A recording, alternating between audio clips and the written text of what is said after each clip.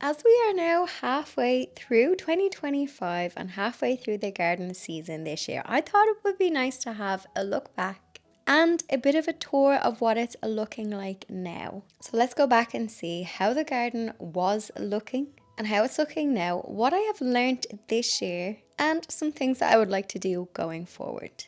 For anybody who is new, my name is Catherine and welcome to my garden. My garden is your typical housing estate garden, semi-detached. I have a small front garden where you park your car. And then my back garden, I'd say, is a little bit bigger than a small one. It's certainly not big at all, even though it may look it on camera. But it is your typical, or it was your typical rectangular square patch of grass when I moved in. Over the years, my goal is to have a garden that looks like a cottage whimsical garden. So because my home is in the suburbs, it's in a bit of a built up area, my dream, but sadly my bank balance, doesn't allow for me to have a country estate. It doesn't allow for me to have a beautiful old walled garden, so I have to create one. So if you're like me and you just have a suburban garden, regular size, but you want to create your dream secret hidden garden, then I think you will enjoy this video and this channel, so please do hit subscribe if you enjoy this video. Subscribing is free and it really supports the channel. So I'm going to show a little bit before. I'm kind of raging I didn't keep way more before footage of my garden, but it was just your regular square patch of grass, just grass in the back, grass in the front, and then just the paved area for where my car is. And over the years, I have just layered on each year. Back in 2021, that was the only time I did some hard landscaping, and I got my brothers to help me do a stone area, and I put my greenhouse into the garden. So that gave me like a little bit more structure. I also dug out a flower bed on the left hand side in the back garden, and I added all of my raised beds. I'm a lover of cut flowers, so you'll see a lot of perennials and annuals in my garden because I just love having my own little flower garden out there. I can cut them, I can bring them inside, I can dry them out, and I can use them for crafts or wreaths, and they're visually pretty. I like looking out whatever the season and seeing beautiful flowers from the kitchen. So being in Ireland, we actually have quite a long growing season, so similar to the UK. I'm on the east coast of Ireland and I'm not near the mountains, so that means I don't get very rarely, I don't get any snow. And if I do get some snow, it's a little flurry and it's gone in a few hours. And I love this because it means that there is almost something always in flower. In January, we've got hellebores, snowdrops start to appear. In February, there's so much spring bulb foliage, and March is a beautiful time in Ireland. Lots of the native trees are starting to come into flower in March and April, and you've got an abundance of spring bulbs. So you'll have your daffodils coming up, muscari, hyacinths, tulips going into April. So we really are spoiled. Winters are being a bit more stormy and they are actually a bit drier, which I know, Ireland, you would expect a lot of rain, but I'm on the east coast, so it's much drier compared to the west coast of Ireland. I know a lot of guys watching from overseas may be interested in knowing a growing zone. We don't really use the term growing zone over here, but I do believe it's an 8 or a 9. So where I am, in winter, it could go as low as maybe -1 or -2.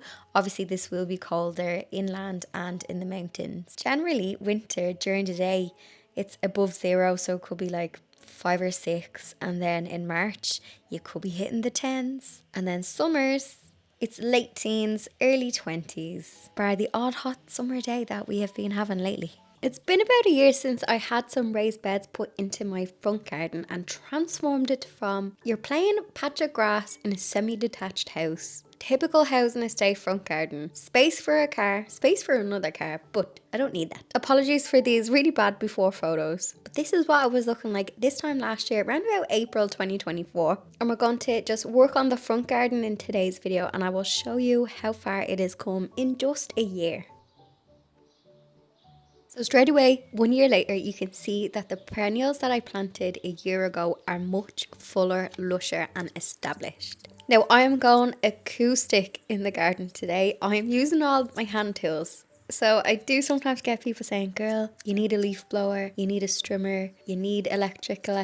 I actually have those tools sitting in the shed. But like I said in a previous video, some days I treat the garden like the gym. I don't go to the gym. I do garden yoga instead. And strength training comes from using the shears. So today is garden gym day for me. And actually, I'm going off topic, but I remember as a kid, my dad was always in the garden. And anytime it was his birthday or Christmas, people would buy him tools. Like his brother would buy him a really expensive electric tool, and he never used them. And it always baffled me why he never used those tools that would make his life easier, in my opinion, as a kid. And he favoured using the hand tools. And now I totally get it. I don't know what it is. I think there's something satisfying when you sit down absolutely knackered in the evening after a good gardening session. So yes, I will be using the sweeping brush and not the leaf blower today. I'd love to know, are you the same? There's something kind of meditative. I don't know. You like to get your exercise in,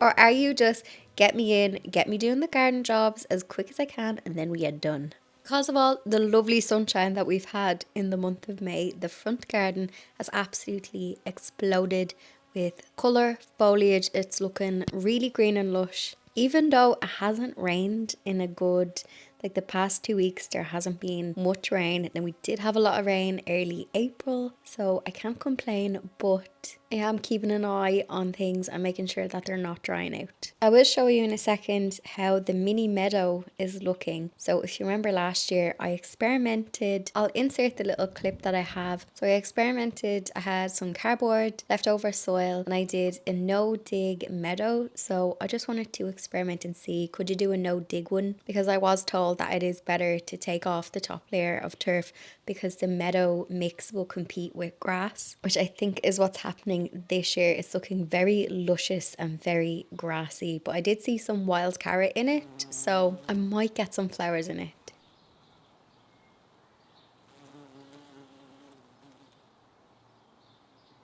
This spring, I had a little experiment at a DIY no-dig mini meadow. I had some leftover cardboard and soil. I laid this down on a patch on my grass, sprinkled some native wildflower mix onto it, and this is what it's looking like at the moment.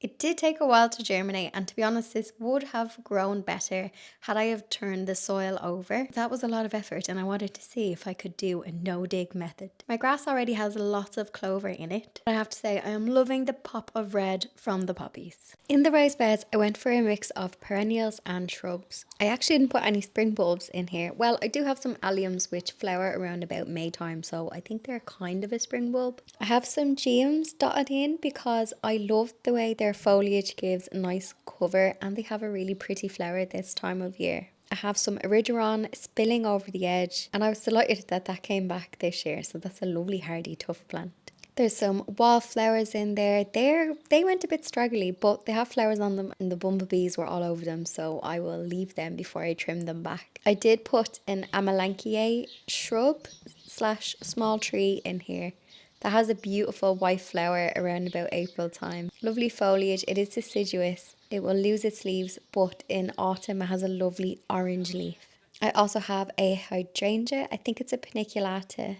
There's some penstemon in here as well, some verbascum. I also have a peony in here that has full of buds, so I'm going to get some flowers on that this year, which I'm really excited about. And I also have a couple of roses in here that I popped in February that were sitting in pots, and they don't do as well in pots, so I popped them into the border. I was focusing a lot on my back garden, and I was so embarrassed by the state of my front garden, especially at the time when I was going on telly, on breakfast telly in Ireland, talking about gardening, and I was like, if anybody could see the state of my front garden, it was shocking. And I was like, there's no way people are going to be like, that is not the girl who just be on the telly talking about plants. So I had to get my front garden in order. And I'm keeping on top of it. I have to say, it's looking well.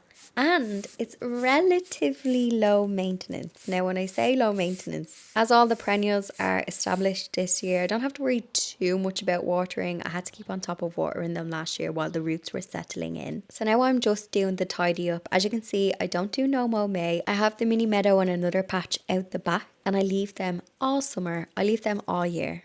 So I just tidy up all of the edges, give it a cut. And then if I need to prune anything in the front, I give it a good feed, give it a good mulch. And then because I use so much mulch, I don't have too big of a problem when it comes to weeding. So my front garden is not looking as bad as it did this time last year. I've noticed in the past couple of garden videos that a lot of you guys, and I love to see it, and when you say it in the comment sections, that you get motivation from when I share the little jobs that I do around the garden. So I was saying in previous videos that this year I'm trying to just enjoy the process of gardening and tidying up all my messy corners one by one, weekend by weekend, and not trying to burn myself out. The garden burnout is real. We're not doing that this year. We're just doing things step by step, week by week, and enjoying the process.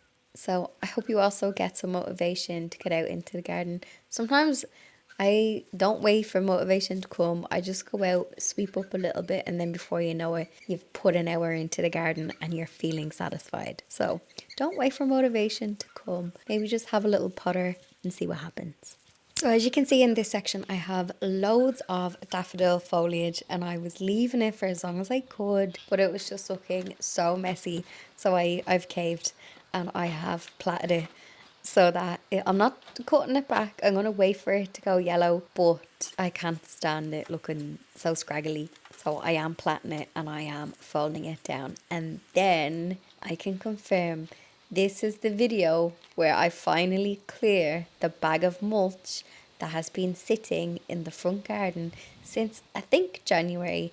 But I think it's a new record because last year's bag of mulch I think was in the front garden until July. So May, I mean, that's a personal best for me. So I absolutely love mulching. I'm really bad at remembering to feed the plants. So I find if I mulch with fine bark or farmyard manure, this breaks down over time and it conditions the soil. And most of all, it stops weeds. Well, it's harder for weeds to kind of get in. You will still get weeds, but not as much if you don't have a mulch on top of it.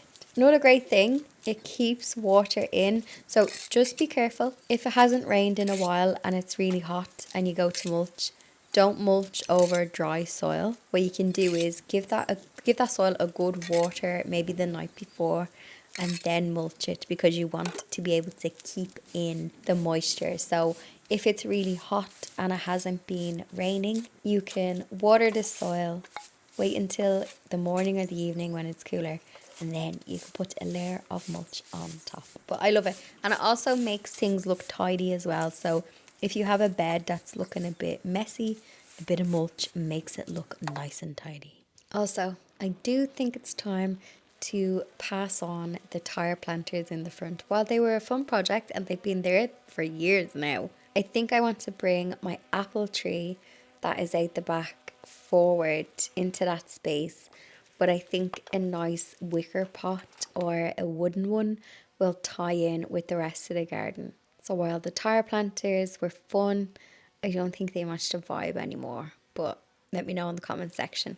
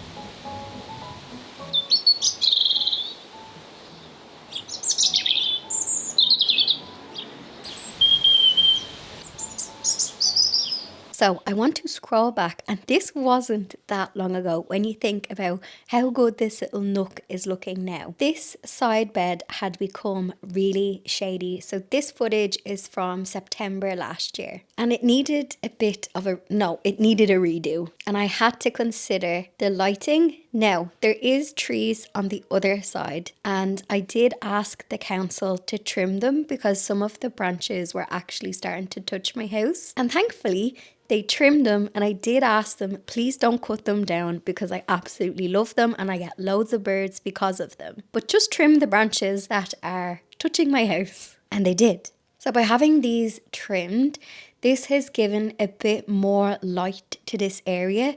So while it's still a shaded spot, it's now got more hours of sunlight. So in the morning, it gets some sunlight. And then in the afternoon, further down, it gets loads of light. This is also right in front of my front door. So I live in like a bungalow, and my front door is at the side of the house, which is, I know it's a bit random, but it's kind of nice. So when I walk out here, I wanted it to look pretty and have some plants. I do have there's wild ivy, and I have some clematis. So there's a clematis winter beauty that has a lovely white flower around about February time, which really just brightens up the space when it's dark in winter. I had hellebores in pots, and listen, everything is better in the ground and there's less work when it's in a pot. So I put in a verbascum.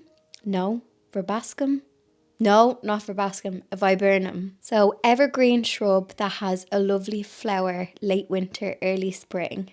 And I wanted something that would give me height and would also be evergreen and would fill some of the vastness of that white wall. My goal with the white wall is to try and cover it with as much climbers and trees and height, just to take the look away of the white wall. So dotted around there was already heuchera in this area, and I absolutely love heucheras for shady spots. So I decided to get some more shade-loving plants. I actually also popped in a fern. That's a teeny tiny mini tree fern. That's probably going to take about 20 years for it to grow to a decent size. But I actually got it for free in the local walled gardens. And we don't say no to free plants around here. I've since added in a geranium, a purple one. I can't remember the name, but I did mention it, I think, in last week's garden video, because it will tolerate shade, but also dry shade. Every year I condition the soil here, so I've been mulching it for the past couple of years because it was a bit of a clay. It wasn't heavy clay, but it was quite a clay soil. So over the years I have been mulching it, and that has been breaking down just to condition the structure of the soil. I also split some geums. So there is geum tangerine something. That is the orange one that is in flower. And that absolutely pops off the Brunnera Jack Frost. I also have some cyclamen, but I have the perennial variety. I think it's cyclamen coum. And this gives a lovely flower. There's a bit of an evergreen flower on it. So my goal for this semi-shady nook was to have a lot of ground cover, lots of foliage, a bit of evergreen. The star of the show at the minute, this time of year, and when I planted it, it looked a bit plain, but May it has just exploded, and that is Brunnera Jack Frost. Further up in the border, I did plant some late summer perennials. So there is some heleniums, there's some sneezeweed, Rebecca, and anemones. And I know anemones can be a bit of a thug apparently, but I don't mind if they self-seed about here because only the strong survive in this bed. So when I see a plant thriving, I don't mind. So I planted this up around about September time, knowing that it was just going to settle in over winter. And do you know what? It's a good time for planting perennials when you're thinking of the following year, because these settled in all over winter. So we had, usual Irish rain. Our winter wasn't too bad this year. I don't remember. There was like a couple of frosts, but it was fine.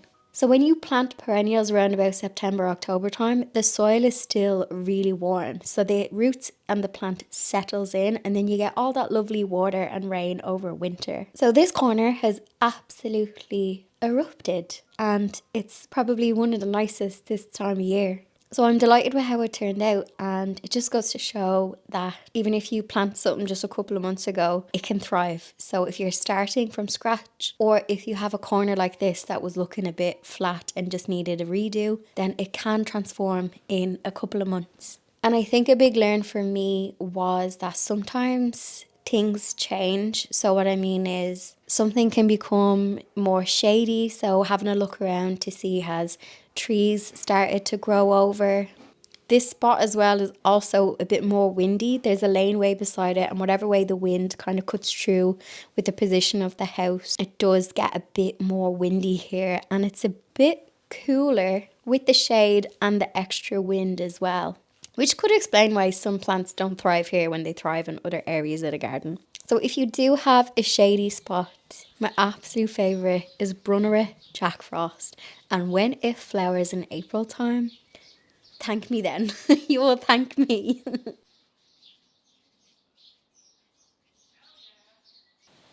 This spring, I'm on a mission to clean up the garden. I want to tackle them jobs that no one enjoys doing. And if you're like me and you get absolutely overwhelmed and you don't know where to begin, then I hope you get some motivation for this video. This spring, I'm being kind to myself and I'm tackling the garden one section at a time. I recently painted the really old, nasty looking walls in the front, tidied up the front pots, and today I have an absolutely chaotic corner in the back that we need to tackle. We're due to have some good weather here in Ireland this week, which is rare, and I would love to be able to sit out the back with my friends in the seating area without it feeling like a junkyard. And I'd also like to just have a cup of tea and sit and it to feel nice and calm and peaceful. We're going to tackle this cluttered, chaotic corner together, and I hope you get some motivation to tackle some messy areas that you have too. This is my seating area, and I just have my two Adirondack chairs, and then I have a million pots. I was saying in a video last year about my pot problem. I had too many of them, I don't maintain them, and I need to just lighten up with them, plant what's in them in the ground, and just have a couple of pots. You'll see there's weeds growing in them, there is self-seeded tree saplings growing in them as well. This corner has not been touched since last autumn, so it's just been a bit of a dumping ground. But in saying that, I have seen this worse. If you saw last year's video, you would know that this can be worse. So it really just needs a bit of a decluttering, a rejigging, and a clean up basically, and then I think I will be able to sit here in peace. The first thing I'm going to do is shimmy things around, procrastinate for a few minutes, but I'm going to just remove everything from the area, see what I want to keep. I love the trees in pots and the bamboo in pots because it gives me a nice bit of screening from my neighbours. And it's also nice when I look out the window and I have the foliage of the olive tree. So I'm going to do a lot of rejigging and then we will sort out those pots.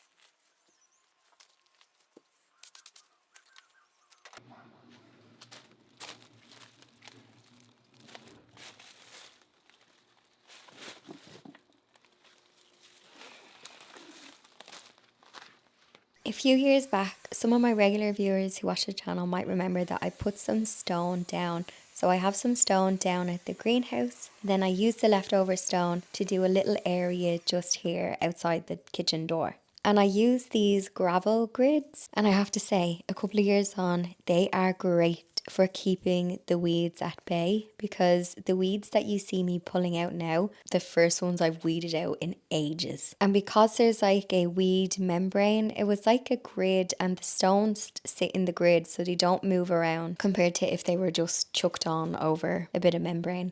So I think they're called gravel grids. But anytime I get a bit of grass or a bit of creeping buttercup trying to weed its way, grow its way in there, it's so easy to just pull it out compared to if it was like in the soil. So if you saw any of my older videos and you wanted like a little update, I can rate those gravel grids, because it's so easy to just pull the weeds out of the stone, because it's like they can't get their way down through it. So they've really shallow roots and they just come up so easy by hand.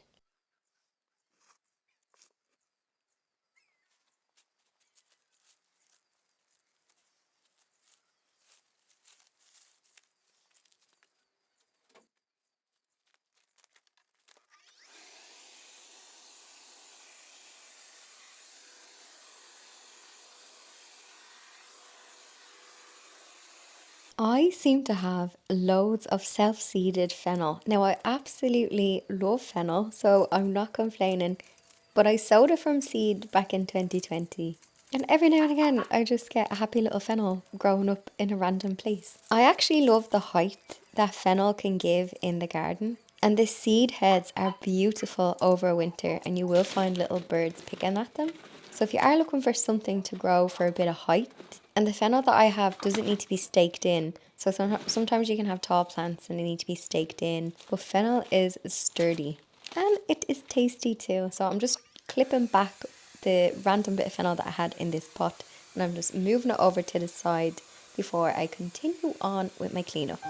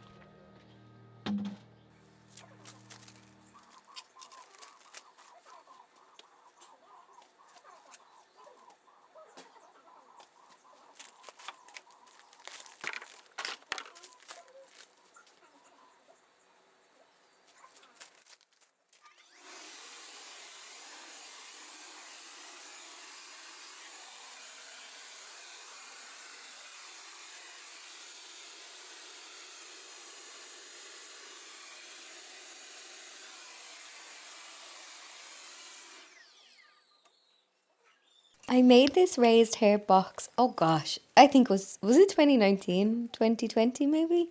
And I can confirm it is still standing. So my woodwork skills, they paid off. The art has not fallen out of it. But one thing that has happened is It's completely overrun with weeds. I think the soil is too damp. Even though I mixed in some grit, I did have some herbs in here. I had some rosemary. There is some mint that jumped up out of this box and jumped into the bed that's beside it. So I keep pulling it out of the bed. Do not put mint in your beds.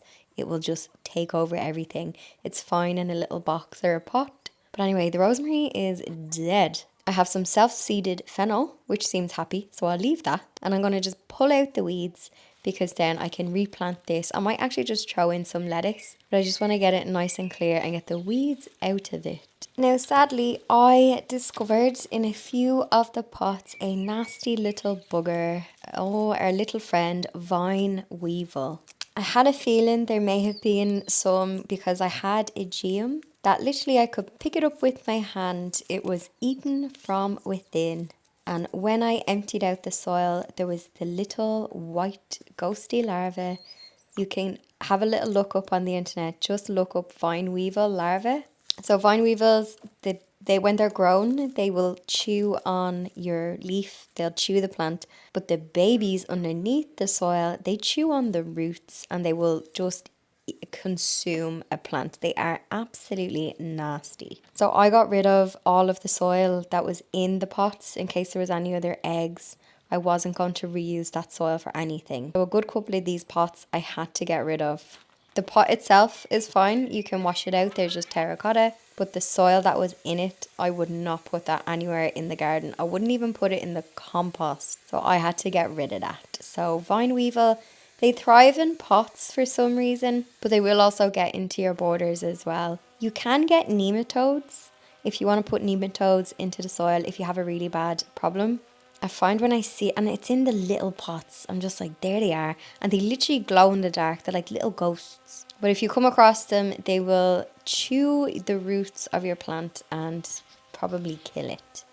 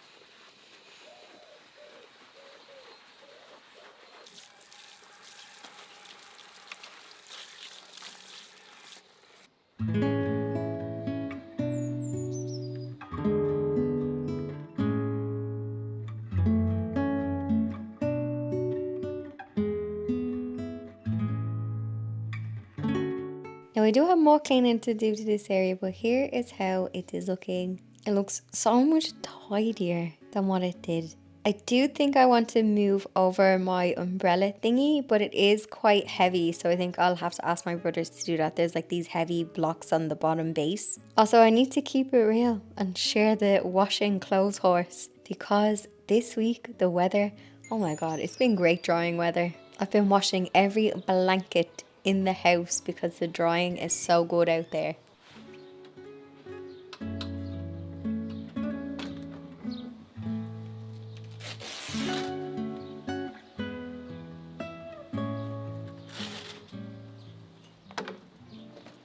I have this garden umbrella slash parasol thingy that I got in IKEA a couple of years ago. And thank you so much to whoever posted in the comment section and told me that this is removable and you can pop it into the washing machine. This has been outside for years and I've never washed it. I did spray it with some algae remover just there before Christmas when I was doing the greenhouse, and it did actually remove most of the algae. But seeing as we have that great drying weather today, I decided to pop it into the washing machine. The thing with the algae is when you open it up and you look up, you can see it. It's like there's a shadow on it. So I popped it into the washing machine. Now I put it on a quick wash because I was impatient. I think I should have put it on like a warmer long cycle because you'll see later that I had to do a little bit extra work to get some of the remaining algae out. While I was waiting on the washing machine, I decided, you know what, clean the windows. It's been a little while. I did clean them after all of the stormy weather that we have, but I just find when the weather is sunny, it shows off every bit of dirt on the windows. And also I have many paws that cross my windowsills. The neighbours' cats like to put their little noses and paws on my window as well as my own. So I thought, while the weather is good, I'm waiting on the washing machine anyway, I will tackle the windows.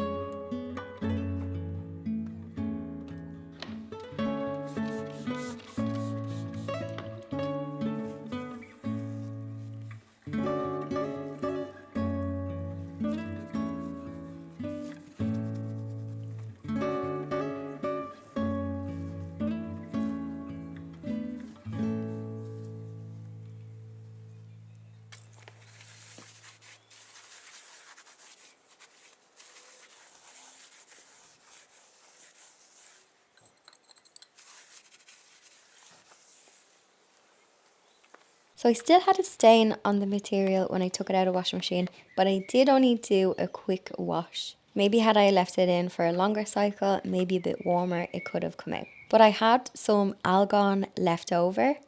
So I decided to, also my spray bottle is broken. I don't know how many of these spray bottles I have broken.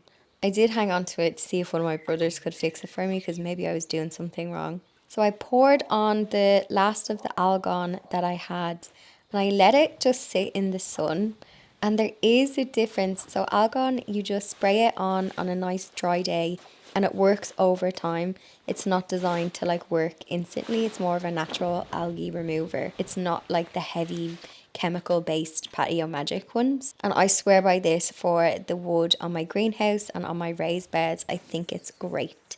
So I moistened the material, I let it dry, and I did see a difference straight away with it sitting in the sun. So hopefully over the course of the next week, 2 weeks, more of it will be removed. But I think this looks much better than what it did beforehand. And thank you so much to the viewer who left me that tip in the comment section. You guys are great for leaving your little nuggets of wisdom in the comment section. You definitely help me out, and your comments also help other people. So do say hello in the comment section and let me know, do you have any jobs or cluttered corners that you also need to tackle? I now feel much happier with this corner than what I did when we started this video and this cleaning process. I feel like I can now invite people over and not have to feel so embarrassed about my little junkyard corner. So we've tackled another corner in the garden glow up.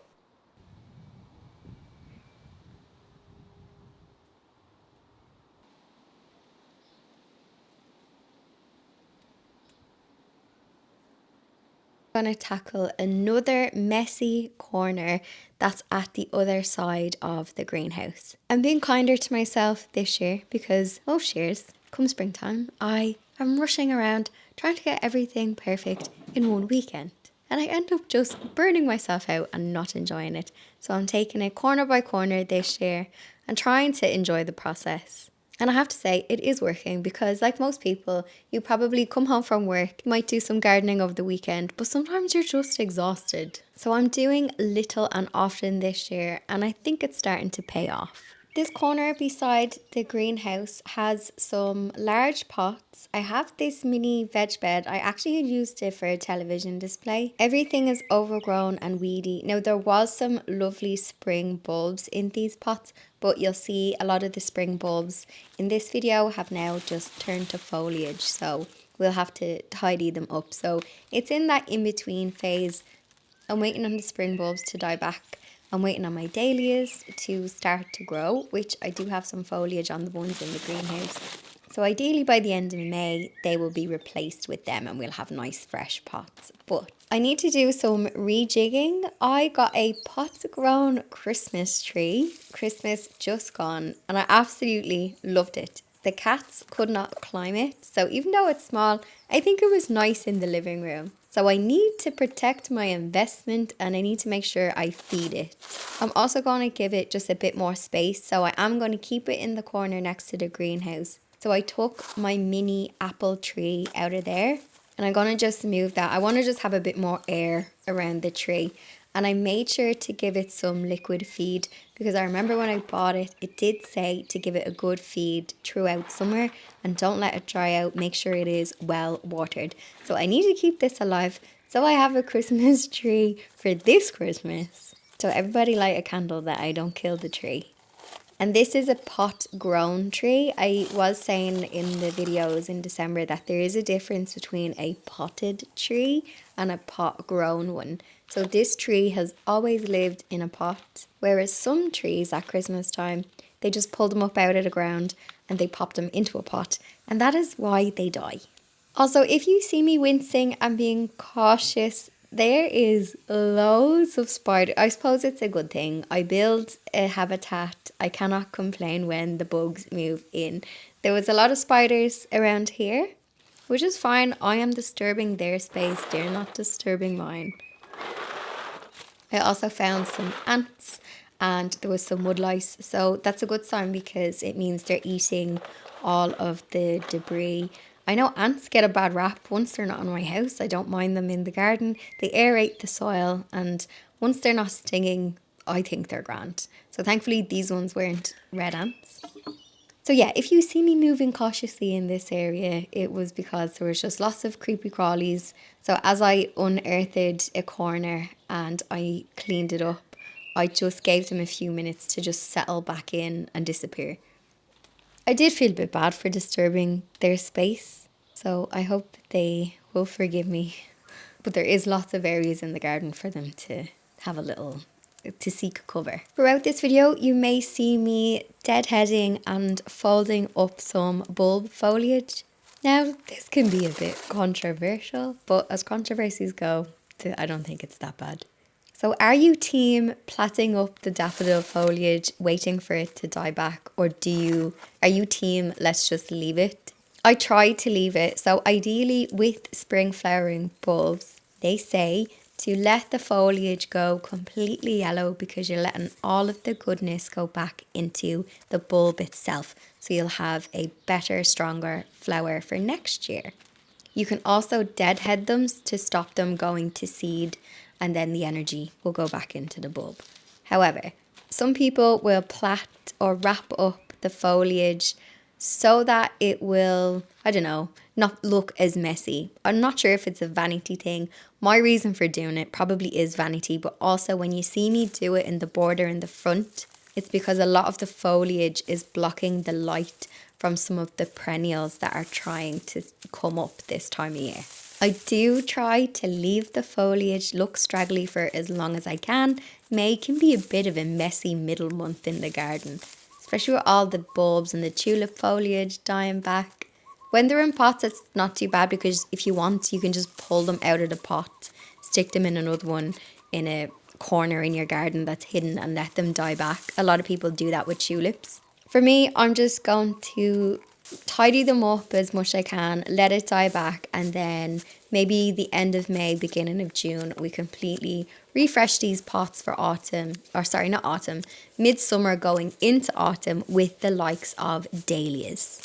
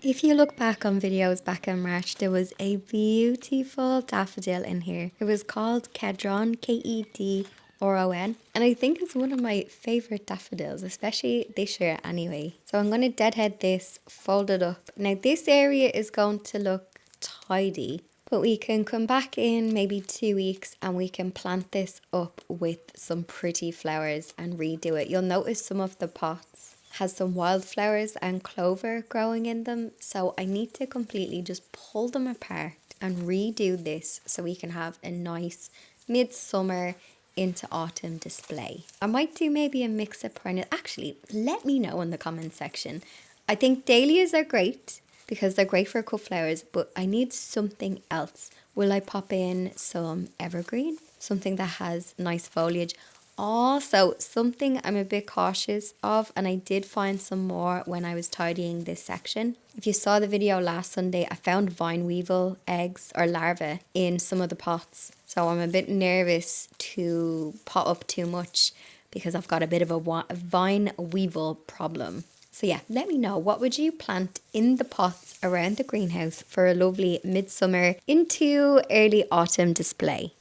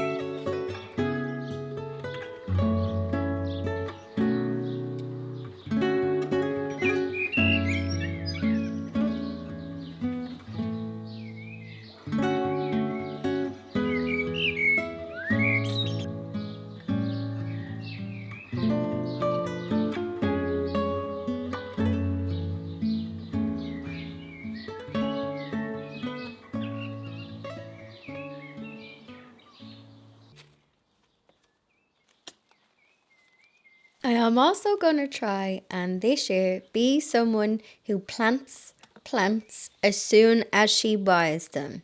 But I've failed already with that one. If you saw a video, I think it was in April, one Easter Sunday, there was a rare and unusual plant sale. Well, those pots have been sitting in my wheelbarrow since then, and I've been watering them so that they don't die on me. But it's time to get them into the ground. I probably should have done it sooner, but better late than never. So I'm popping some lemon balm into this raised bed because this was like a little herb box that I have, and I weeded it out last week. And then I'm also going to plant, so if you saw that video, I got 2 geraniums that love abuse. So they love shade and they will tolerate damp shade as well as dry shade. So I'm going to plant them up.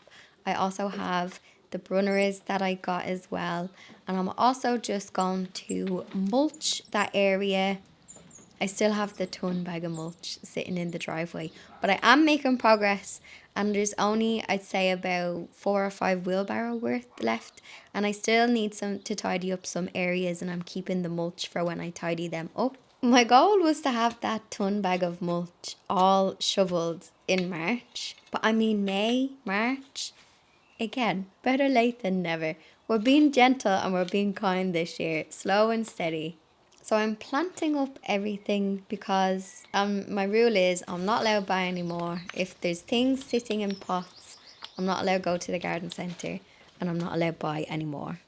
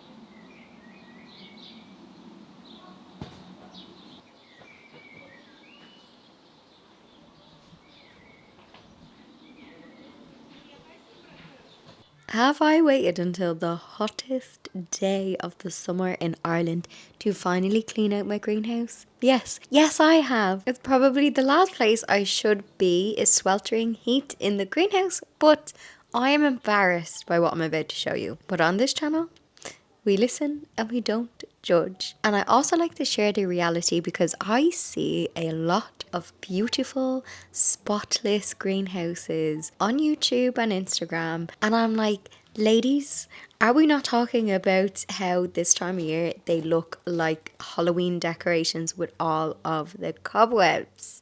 So I have to keep it real. This time of year, so after spring, May just be such a busy month. And then June comes, and then I got overwhelmed with tackling all the areas in the rest of the garden that the greenhouse goes to absolute shite. And I remember this happening last year, so I'm not going to panic, and we're going to just tackle it baby steps today. And yes, trigger warning, if you are not a fan of spiders, there is a lot of cobwebs in this greenhouse.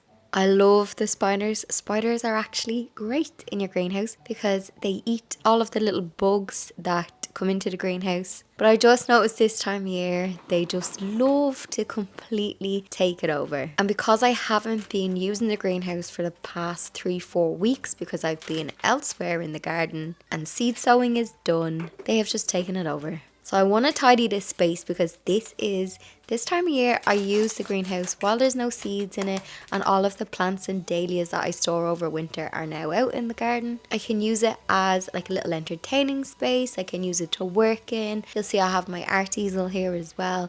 Greenhouse is also great in the evening. So if you have people over in the garden and you want to have a little cup of tea or a cheeky drink, you can sit inside the greenhouse, turn the lights on. So it's more of a leisure greenhouse this time of year in the height of summer.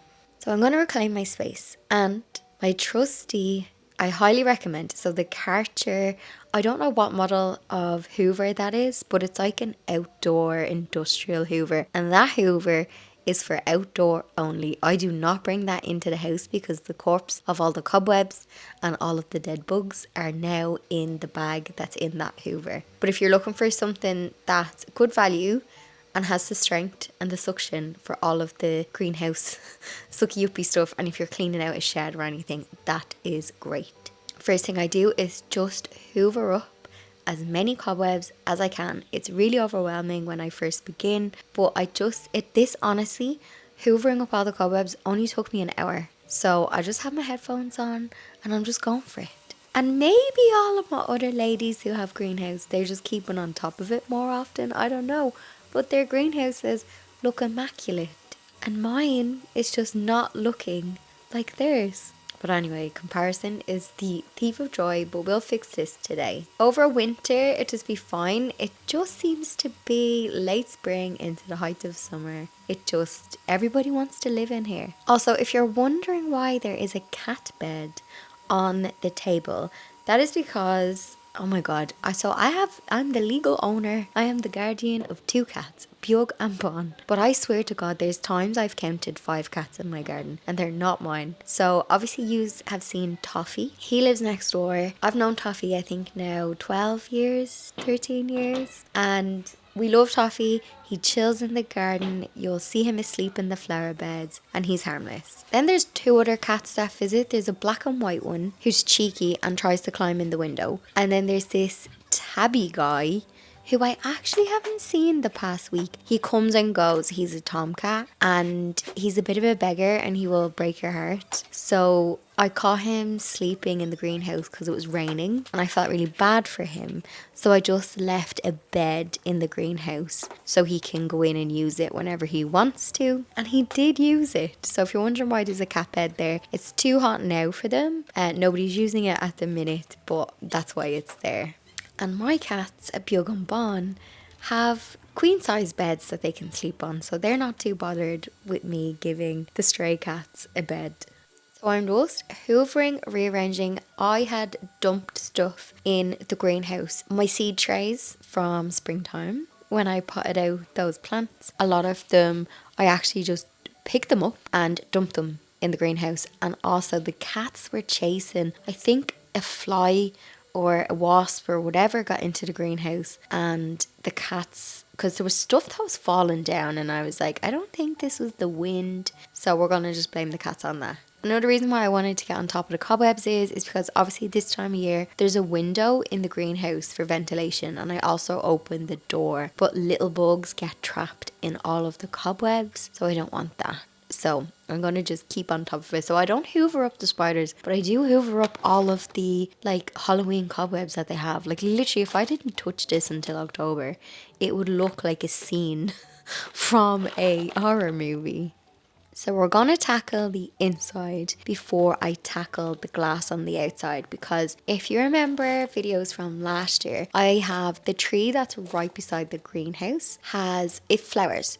So around about June time it flowers, and I wait for it to finish flowering because the pollen, and I get this like sticky stuff, I'm going to assume it's like pollen and sap, goes on the greenhouse, and I get this like film of dirt. So I was waiting for it to finish flowering before I cleaned the outside. And when the sun is shining and you've got a lovely day like today and the sun hits the glass and it looks filthy, you're like, no. But when we clean this is going to look beautiful, and I will have reclaimed my greenhouse for myself. Also, just another tip on greenhouses, I sometimes get a couple of questions. So you've got like summer houses or sunrooms, and then you have like greenhouses, and greenhouses are not fully waterproof, because obviously if you can get drainage added into your greenhouse, because if you're like watering plants and you have plants in your greenhouse, you want to have some drainage. Because I sometimes get people asking, if they get a greenhouse and they want to use it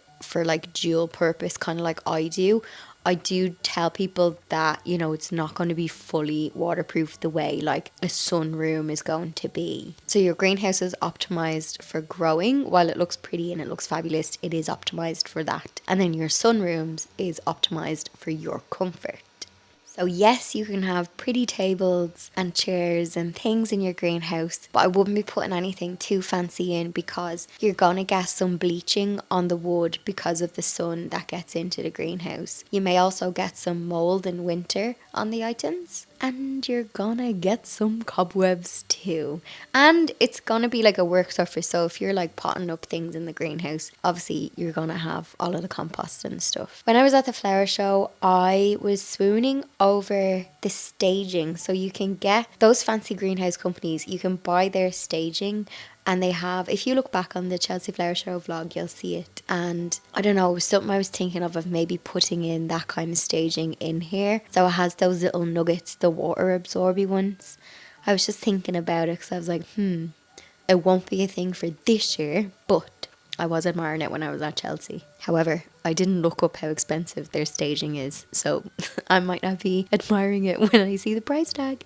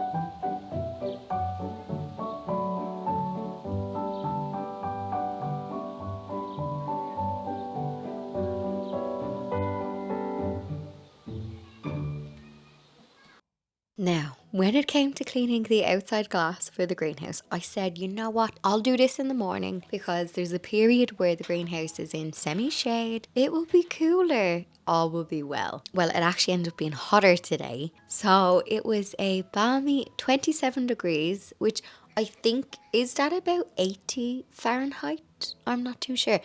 80 Fahrenheit is probably a spring day for my ladies and gentlemen overseas. But in Ireland, that's a heat wave.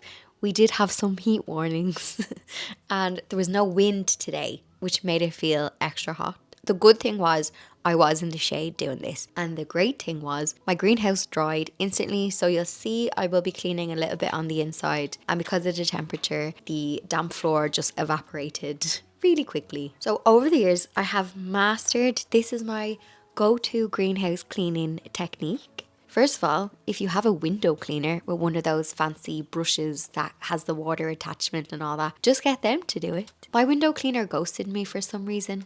So this is how I clean the greenhouse. And it uses the least amount of water because years ago, I did try and use a power washer and it was a disaster. My greenhouse gets a lot of like pollen grime and tree sap.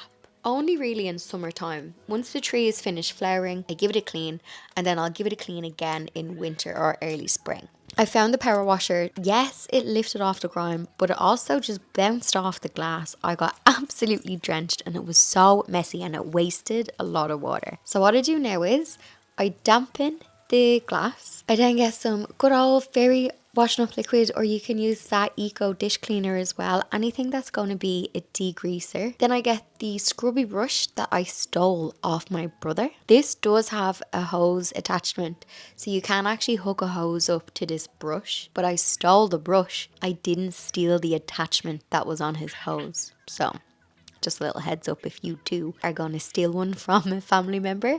So I give it an absolute scrub with this brush and that gets all of that pollen, grime, bird poop, anything that you don't want on the glass. And then I rinse it off and I use my extendable squeegee and I'm able to just wipe away and it leaves it streak free. And also your greenhouse, you don't have to have it absolutely perfect, probably like you would your windows, or like I know if there's streaks on my kitchen window it does annoy me, but on the greenhouse I don't really mind. But the washing up liquid does dry like pretty streak free, so I just use the squeegee to smooth it out and that is how I clean it.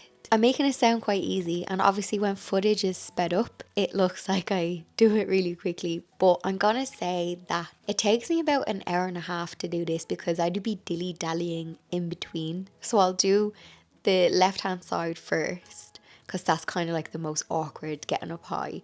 Then I'll do the front and then I'll do the right hand side. And to be honest, I only clean the back of the greenhouse probably like once a year because you don't notice that one as much. I then will do the inside glass, and the brush is great for getting any of this sticky cobwebs. So sometimes cobwebs are more sticky in the corner and they don't come off with the hoover. So I will scrub them, give them a little rinse and wipe it down. But it's better to do this on a hot day like today because any water that gets on the ground in the greenhouse will just evaporate. Also, if you have any plants or pots near the greenhouse, I'm always just careful to rinse away the washing up liquid, because washing up liquid, I mean, while it's not as bad as, you know, insecticide or anything like that, it will actually kill aphids and stuff. And ladybugs. So if you don't want that to happen, just give it a good rinse away. I think the eco dishwasher is the same though as well.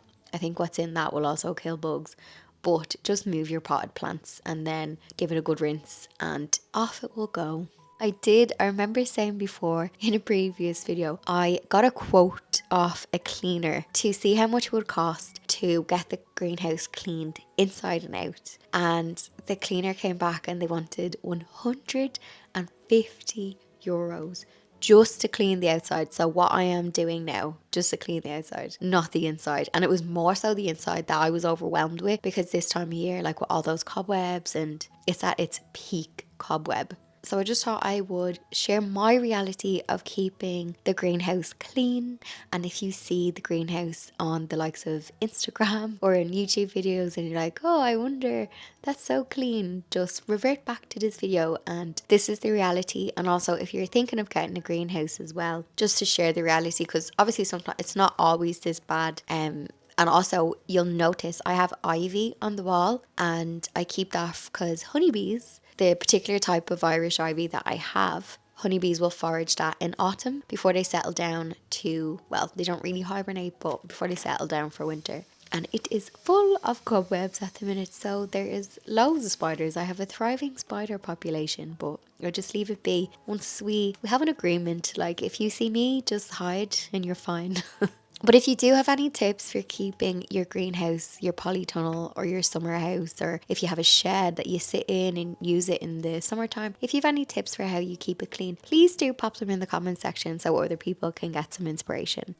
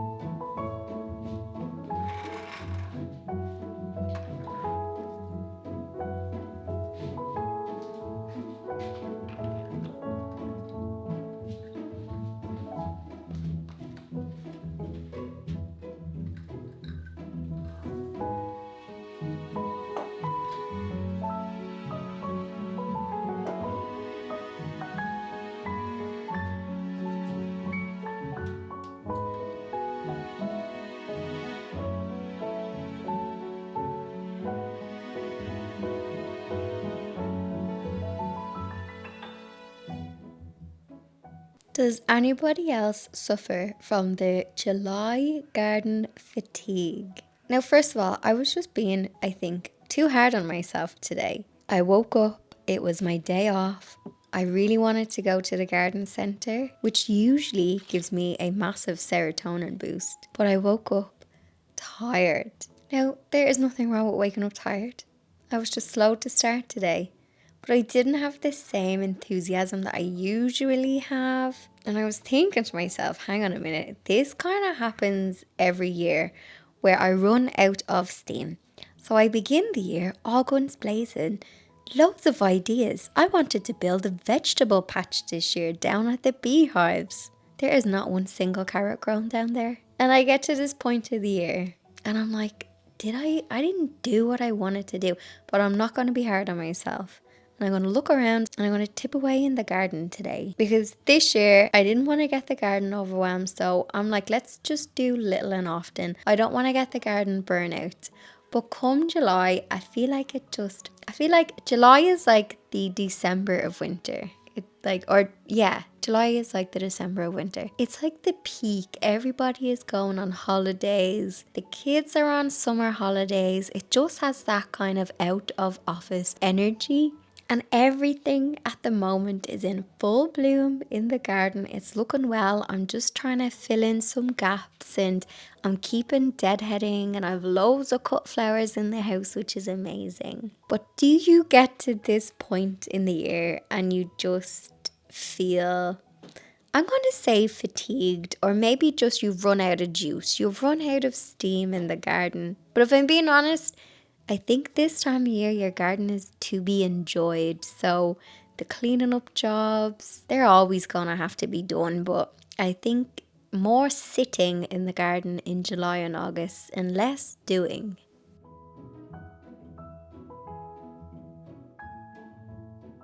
As we are coming to the end of July, I don't want to, okay, I'm going to say the word autumn, but I'm not wishing time away.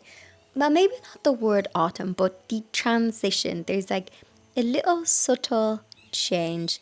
So some of the summer flowers in this particular cut bed, I'm going to cut them back because Rudbeckia is starting to grow. And whenever I see the Rudbeckia and the sneezeweeds and the heleniums, I know that the shift in the air as we go into late summer. So maybe the word autumn was not the right one. Late summer plants start to come out. And I am someone who I adore the extra light. So I never wish away the summer because I will be crying into my cornflakes in December, giving out that there's not enough sunlight. So I really embrace and appreciate this time of year. I'm cutting back these alliums because I'm going to keep them. They dry out really, really nicely. And if you remember at Christmas time last year, look at me, I've mentioned autumn and Christmas and it's July. Please don't unsubscribe. But I made this garland from ivy. So it was like I foraged the ivy in the garden and I made a lovely garland. So I was kind of thinking ahead and I was like, oh, I could keep these and maybe use them in a wreath, or I could use them in the garland display. So I'm going to hang on to a couple of them because they dry out really nicely. They hold their shape. And if you follow me on Instagram, I was doing a little nighttime gardening on my stories and 2 seed heads had fallen off and I was like, these look like pom-poms. And I am like, I've watched every season of DCC, Dallas Cowboy Cheerleaders. Oh yes, my life goal is to be able to do the thunder dance. Like, I am on it.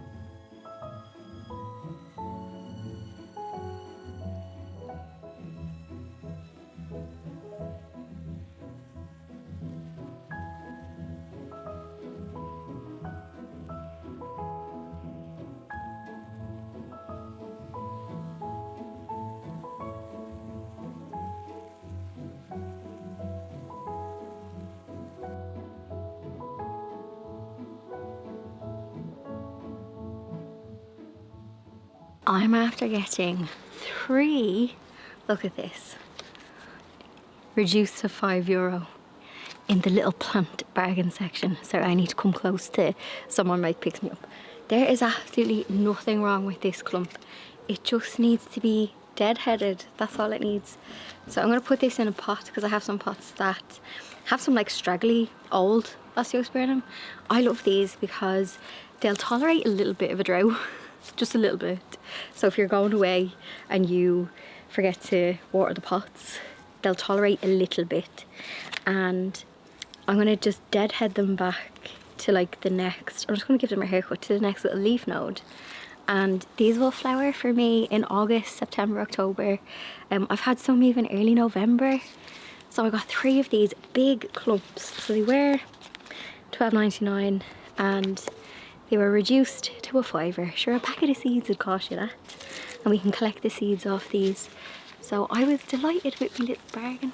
When I went out for my coffee this morning, I did pop into the garden centre, but I went to the local one, which is more of a like a chain kind of garden centre. I didn't go to the fancy one, which I had every intention of going to the fancy one, but it's a little bit further away. And I was like, you know what, I just don't have it in me today, but I wanted to pick up a few little bits. And I'm going to mention the autumn word again, because what gives you the autumnal feel? Only a chrysanthemum ball and chrysanthemums. They just scream October, pumpkin. There. Do you know what? I'm not going to mention it again. I'm not going to mention it until September. I'm not allowed to say the word autumn until then. But it just gave me that little feeling. Again, we are not wishing the seasons away.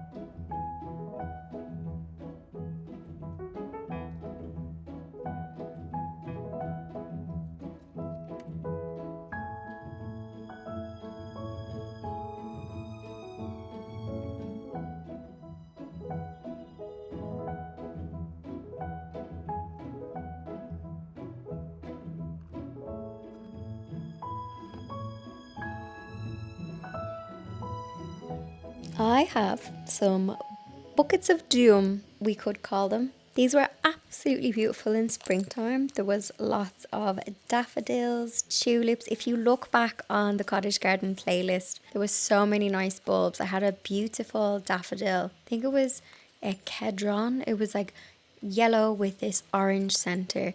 But anyway, this was my source of joy in from February up until April and a little bit into May. So then it absolutely goes to shite and I have to give it a refresh then for like mid to late summer. But to be honest, I'm thinking of refreshing it so that it will last me until the end of the year. So I have some dahlias in pots that I just had over winter. Then I've got those osteospermums that I got in the garden centre that were on sale. So I'm going to refresh them in the hopes that they will give me colour now until the end of the year, so they'll fill out and give me colour to the end of the year. And I also wanted to pick plants that aren't just like your typical bedding plants, so that like they are going to be more pollinator friendly. So if you have the likes of, you know, pansies and violas, you probably notice you don't get as many pollinators on them. So the likes of the osteospermums you will, so you'll see some bees on them. And you're going to see later I'm going to use some marigolds, because marigolds and calendula have been my 2 things to try and get more ladybugs into the garden this year. So I was sharing back in spring about how I got some ladybug larvae and I'm trying to keep them in the garden. So I heard that those 2 plants encourage them to come and visit. They're attracted to them, I think. And also you're going to see as well, I found a Vinewevil. I was saying back in spring how I lost 1 or 2 plants to Vinewevils. So when I was refreshing the soil, I spotted the little white ghosties, the pupae, and I was like, these goddamn. So what happens is they lay their eggs in pots and containers. They're kind of drawn to them. They also lay them in other areas in the garden, but I seem to find them in the pots. And then, correct me if I'm wrong, their eggs, so those little ghosty pupae, eat on the roots of the plant and then kill them. So I've had a bit of problem with them. So when I saw that little beetle, I removed her from my garden No bueno. I did not kill her, but I removed her far, far away. She was thrown over the other side of the wall. That's where she went. She can go and eat roots on the public side. Don't worry, that's not someone's garden. I didn't throw it into someone else's garden. So it's been kind of putting me off like planting in the containers because your girl has a bit of a Vinewevil problem, and also you can get nematodes. But the thing with the nematodes is you need to have the Vinewevil so the nematodes will feed on it. So I don't know, have you successfully gotten rid of them? My thing is just when you see them, pick them out, remove them completely. Give them to the birds to eat.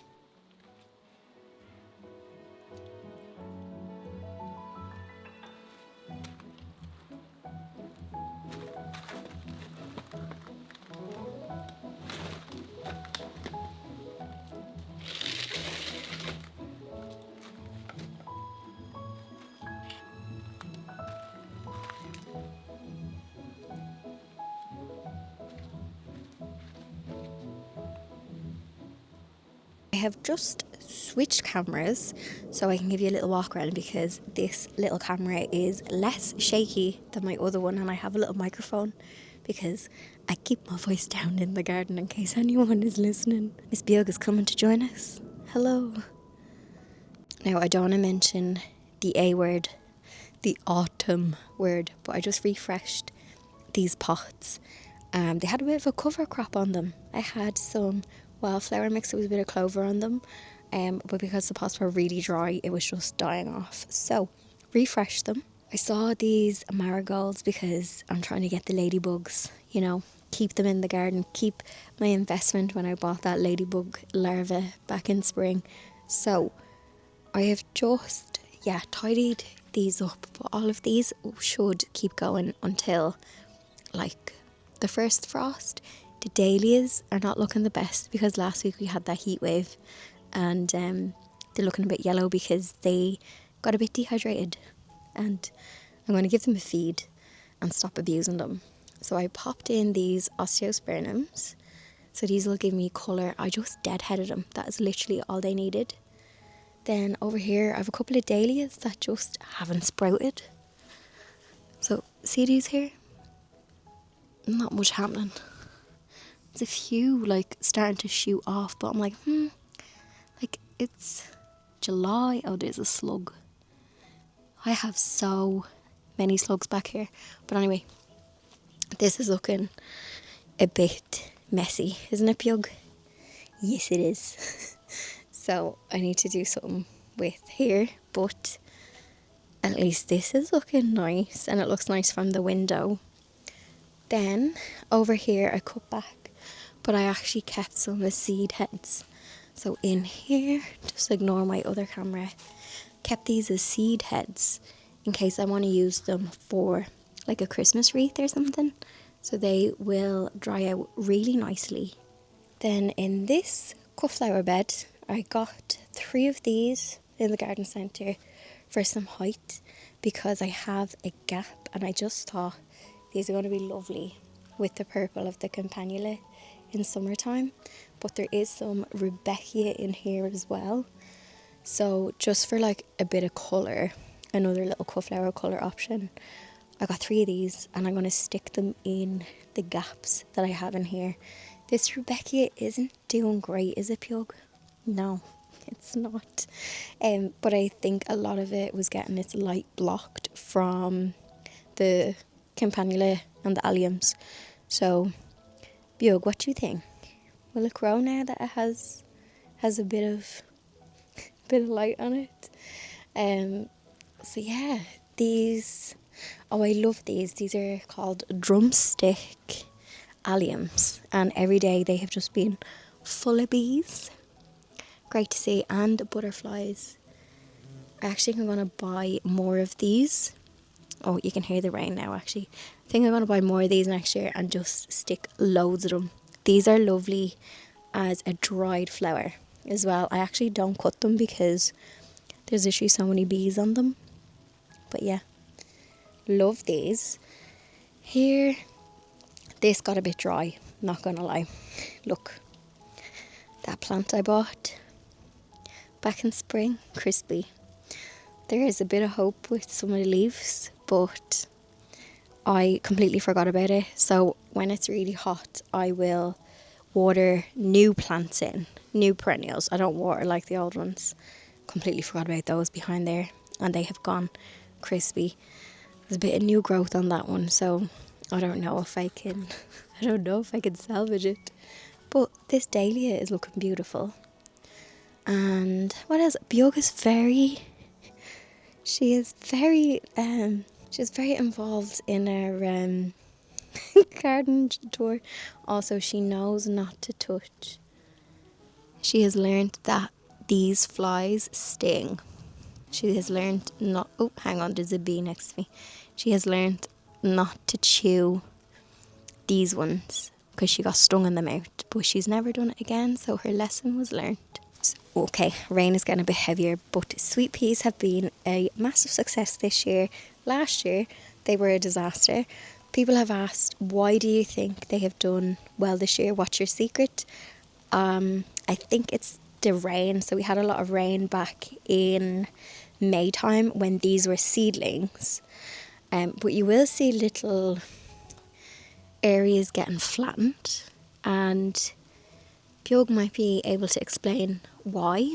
So, especially with the hot weather last week, Toffee, Bon, everybody has been hiding in here and making little beds. Now, if Bjorg is after running in with the rain, that could be my calling. Dahlias in here, bit slow, but lots of foliage on them. I do have a slug problem though, but I'm just feeding them because I'm like, a strong plant should take a bit of a bashing. Haven't really done much over here. Okay, it's proper rainy and hang on. I am standing in the doorway to try and not get too wet, but not much happening here. Just the shady border has done quite well. The Jack Frost Brunner is settled in nicely. I need to cut back the geraniums and things like that.